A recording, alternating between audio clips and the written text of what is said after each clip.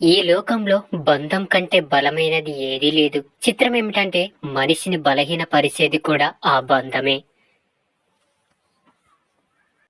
నిజాయితీతో చేసిన ఒక పనికి ఫలితం ఒక చోట లభించకపోవచ్చు, కానీ మరొక చోట ఇంతకన్నా మంచి ఫలితాన్ని కాలమే నిర్ణయిస్తుంది.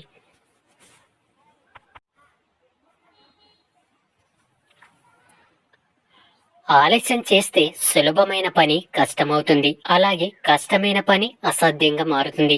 అసలేం ప్రారంభించకుండా ఉండటం కన్నా ఆలస్యంగా ప్రారంభించటం ఎంతో ఉత్తమం.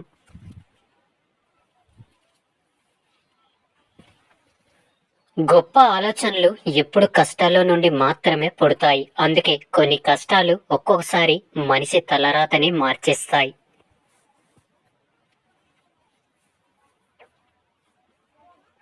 మనం ఆత్మీయులతో పంచుకుంటే సంతోషం రెట్టింపవుతుంది, అలాగే విషాదం సగం అవుతుంది.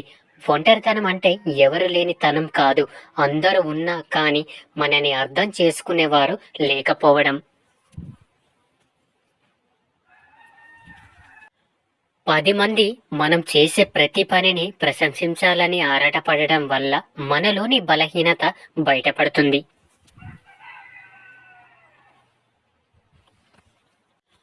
మన మనసు ఎప్పుడైతే గాయపడుతుందో అప్పుడే సరిగ్గా ఆలోచించడం మొదలు పెడుతుంది. అందుకే గాయాల్ని, అవమానాల్ని జీవితాన్ని నిర్మించే పునాదులుగా భావించాలి.